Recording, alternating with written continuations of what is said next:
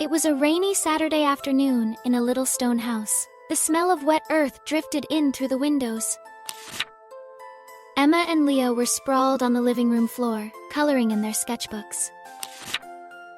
In the kitchen, their parents talked softly over tea. "It's been so long since we had an evening just for ourselves," their mother sighed. Emma's eyes met Leo's. She grinned. "Let's give them one." They tiptoed to the attic, their footsteps creaking on the wooden stairs. Dust danced in the sunlight as Leo opened a small wooden chest, revealing Grandma's old recipe book, tied with a faded red ribbon.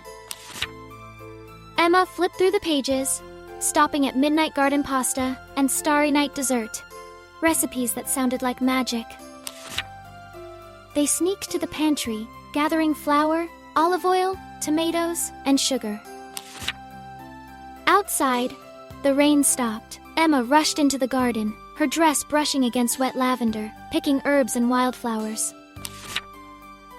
Leo rummaged in the garage and found a tangled bundle of fairy lights, still faintly smelling of Christmas. In the kitchen, Emma kneaded dough while Leo chopped vegetables. Flour clouded the air, sticking to their noses. A pot simmered on the stove, filling the room with the delicious scent of garlic and basil.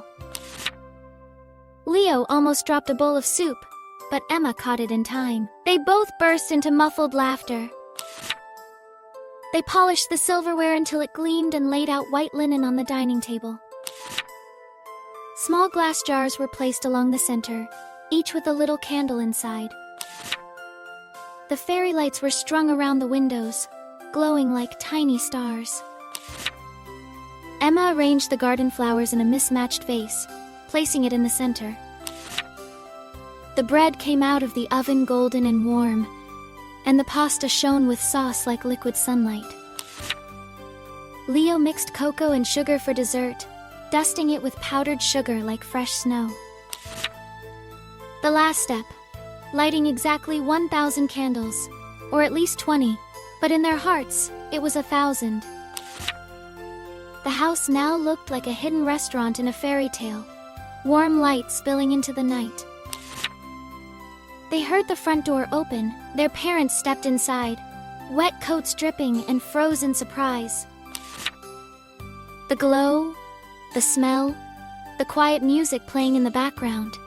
It was a moment suspended in time. They all sat down together, sharing food, laughter, and stories they'd never told before. That night, as the last candle flickered out, Emma and Leo felt a deep warmth, knowing they gave their parents not just dinner, but a memory for life.